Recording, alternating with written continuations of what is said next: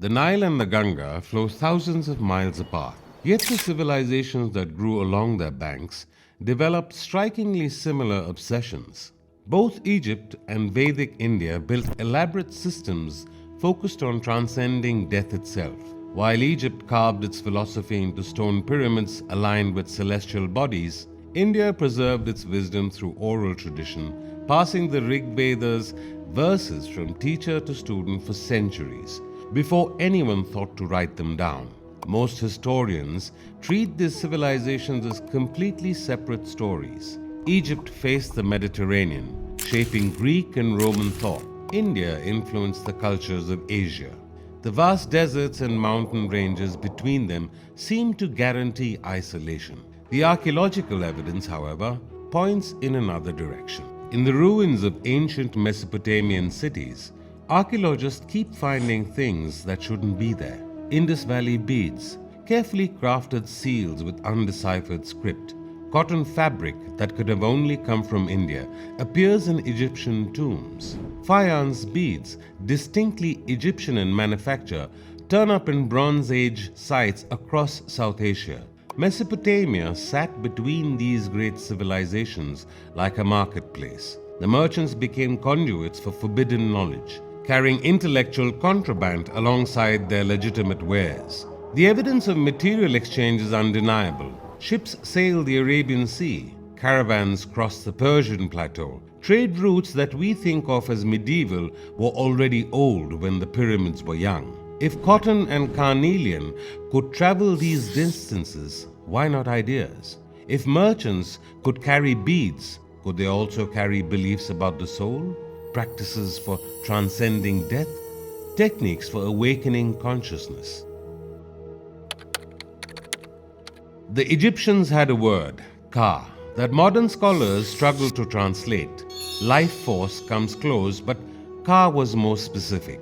It was the invisible double that animated the body, the essence that could survive death, if properly maintained. The pyramid texts carved into the tomb walls around 2400 BCE contain spell after spell designed to preserve and strengthen the Ka. May your Ka be with you. May your Ba not be kept from you. The priests intoned over the dead.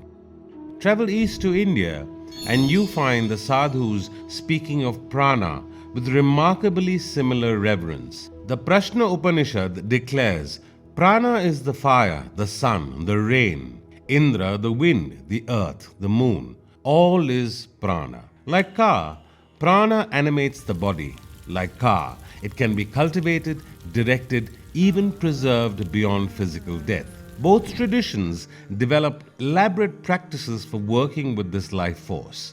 Egyptian priests performed daily rituals to feed the Ka of deceased pharaohs, offering food and incense to sustain the invisible essence. Indian yogis developed pranayama breathing techniques designed to accumulate and direct prana through the subtle channels in the body. Both cultures believe that ordinary people squandered this precious essence through uncontrolled breathing, excessive emotion, and sensory indulgence. The initiated few who learned to master it could achieve something extraordinary. The Egyptians called them the blessed dead who lived forever in the field of reeds. The Indians called them Jivan Mukta, the liberated while living. Let's consider the practical implications. An Egyptian priest preparing a pharaoh's mummy was doing more than just preserving flesh. He was creating a vessel for the Ka to inhabit. A yogi sitting in a Himalayan cave, holding his breath for impossible lengths of time, was doing something similar. He was learning to redirect prana away from bodily functions towards spiritual awakening. Both of them were after the same thing, pushing past what most people accept as the limits of being human. The universe began with a sound. India's creation myths are explicit about this. The Mandukya Upanishad identifies Om as the primordial vibration from which all existence emerged. When a Hindu priest chants Om, he is doing more than just praying. He is aligning himself with the fundamental frequency of reality itself. Egypt had its own sacred sound called Heka. The coffin text state, Heka is given to the gods to use. For by how the god Ptah spoke the world into existence, naming each thing to make it real. The power of the correctly spoken word could heal the sick, protect the living, and guide the dead through the underworld. Both cultures treated language as technology rather than mere communication. Mantras worked through sound frequency itself. The meaning of the words was secondary to their vibrational impact. The Sanskrit alphabet was arranged according to where sounds resonated in the body, from the throat to the lips.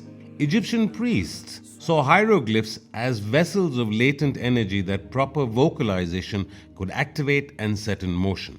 Modern physics has discovered that matter is essentially vibration, that atoms are mostly empty space held together by resonant frequencies. The Egyptians and Indians seem to have intuited this thousands of years ago.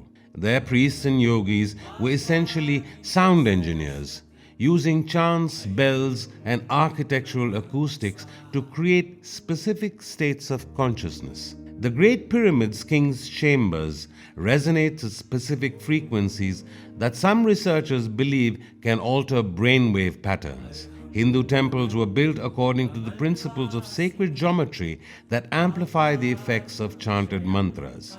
Both civilizations understood that consciousness responds to vibration in predictable ways. The Eye of Horus appears everywhere in Egyptian art, but few people realize its mathematical precision.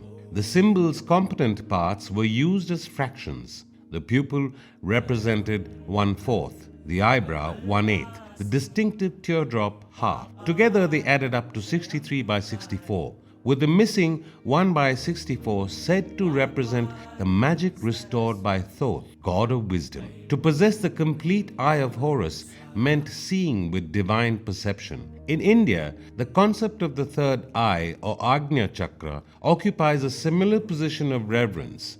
Located between the eyebrows, it represents the ability to see beyond physical appearance into spiritual reality. Shiva's third eye, when opened, destroys illusion and reveals truth. Advanced sadhakas were said to develop this inner sight through years of meditation. Both symbols point to the same human capacity, perception that transcends ordinary sight. The Egyptians painted the Eye of Horus on coffins to help the dead navigate the afterlife. Indian yogis focused on the Ajna chakra to develop clairvoyance and wisdom. Both traditions insisted that humans possess dormant faculties of perceptions that can be awakened through proper training. The Djed pillar, one of Egypt's most sacred symbols, resembles a stylized spinal column topped with horizontal bars. Raising the Djed was a crucial ritual in the resurrection of Osiris, literally setting upright the god's backbone. The ceremony represented stability, endurance, and the triumph of order over chaos. Compare this to the Indian concept of Kundalini, the serpent energy that lies coiled at the base of the spine. Through yogic practices, this energy rises through the chakras along the spinal column until it reaches the crown of the head, resulting in enlightenment. The vertical ascent of consciousness through the body's central channel appears in both traditions. These are very specific practices. Egyptian initiates underwent rituals designed to raise the Djed within themselves. Indian yogis perform techniques to awaken Kundalini. Both involved visualizations, breathing exercises, and physical postures designed to channel energy upward through the body.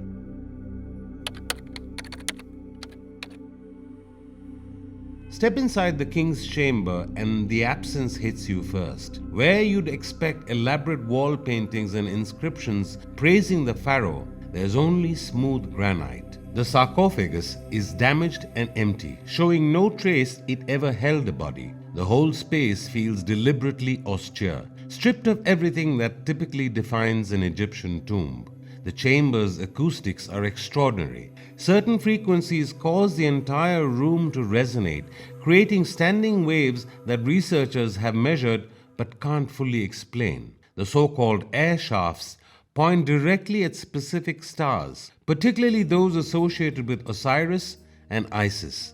The ascending and descending passages create a symbolic journey through death and rebirth. The esoteric scholar R.A. Schwaller de Lubix argued that burial was never the pyramid's purpose. Instead, it functioned as a space for spiritual initiation. The candidate would lie in the sarcophagus, not dead, but in a controlled trance state, experiencing a simulated death and rebirth. Days of darkness, sensory deprivation, and ritual preparation would culminate in a profound transformation of consciousness. India's spiritual traditions developed their own version of this death and rebirth technology. Advanced sadhakas would isolate themselves in specially chosen caves, often higher up in the Himalayas, where the thin air already altered consciousness. Through techniques passed down through generation, they would enter into samadhi states so profound that their bodies barely functioned.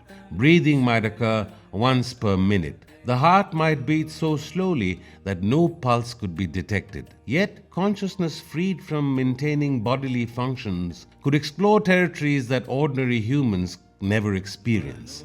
These caves, like Egypt's pyramid chambers, were laboratories for consciousness research, space where the boundaries between life and death, between self and cosmos, could be systematically dissolved and reformed. Both traditions used architectural spaces to facilitate consciousness transformation. The pyramid's massive weight created an energetic stillness, blocking out external vibrations. The precise angles and proportions may have been designed to focus subtle energies. Similarly, Indian meditation caves high up in the Himalayas were chosen for their acoustic properties and energetic qualities. The Egyptian initiate emerging from the pyramid and the Indian yogi emerging from his cave had undergone the same fundamental experience, a controlled encounter with death that destroyed fear and revealed the immortal nature of consciousness. Opening the Egyptian Book of the Dead feels like reading a medieval traveler's handbook, except the destination is the afterlife. The text meticulously details every challenge the deceased will face. First come the 42 assessor gods, lined up like custom officials at some cosmic border. Each one guards against a specific sin, and the soul must convince all 42 of its innocence. The soul proclaims, "I have not stolen, I have not killed, I have not caused pain." Miss one declaration, use the wrong formula, and the journey ends. Between these assessments, the path winds through gates guarded by beings with names that translate to horrors like "He who lives on maggots" and "Devourer of blood." Each requires not just a password, but a complete ritual recitation. The climactic scene unfolds in Maat's hall, where the god Thoth records the heart-weighing ceremony. The heart must achieve perfect equilibrium with Maat's feather. Even the slightest imbalance means annihilation in the jaws of Amit, a hybrid monster combining crocodile, lion, and hippopotamus. The Garuda Purana represents India's version of this posthumous journey with equal precision. The text describes how consciousness separates from the physical body in stages, each accompanied by specific sensations. The soul then inhabits a body made from rice balls offered by relatives during funeral rites. This temporary form must traverse a landscape that shifts based on karma. Murderers cross deserts of burning sand.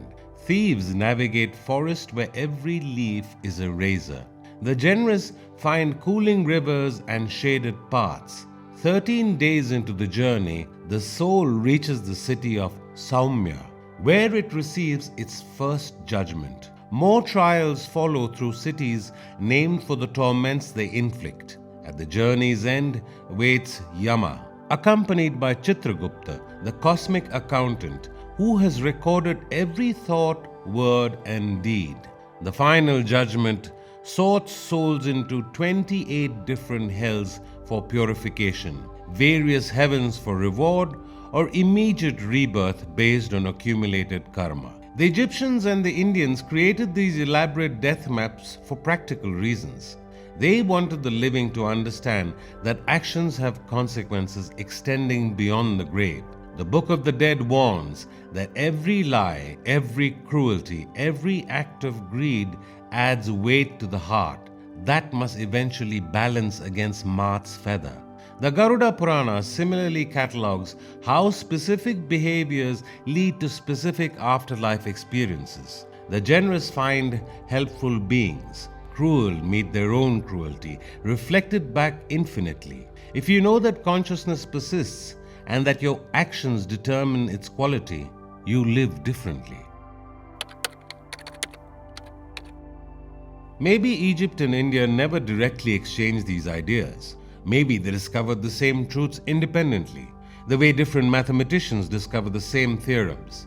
Carl Jung called these recurring patterns archetypes, suggesting they arise from the collective unconsciousness shared by all humanity. The vertical ascent of energy through the body appears in cultures that had no contact with Egypt or India. The Aborigines of Australia speak of the rainbow serpent rising through sacred sites. Norse mythology describes the world tree with its roots in its underworld and crown in heaven. Kabbalistic Judaism maps the tree of life with its ascending spheres of consciousness. The eye of inner sight appears globally. Celtic traditions speak of second sight. Taoists cultivate the celestial eye. Even in Christianity, Jesus says, "The eye is the lamp of the body. If your eye is single, your whole body will be full of light." Perhaps these symbols keep appearing because they describe something real about human potential. The spine really does contain ascending pathway of neural information. The pineal gland, located behind the third eye point, really does produce DMT, a compound associated with visionary states. The pyramid shape really does focus energy, as any engineer working with electromagnetic fields can confirm. The yogi in lotus position and the pharaoh in his sarcophagus were exploring the same territory, the landscape of consciousness itself. They used different maps, different terminology, different techniques, but they were navigating the same terrain.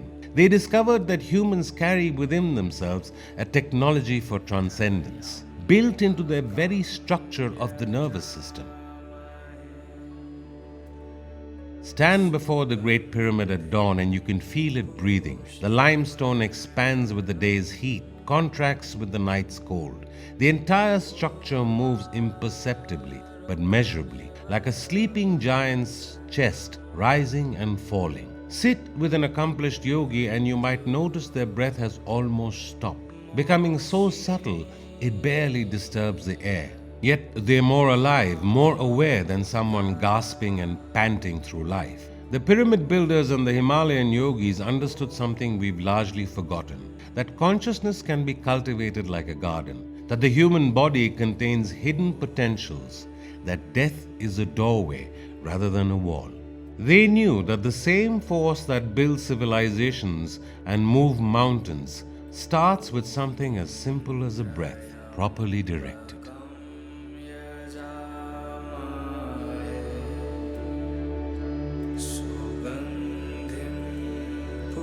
Stay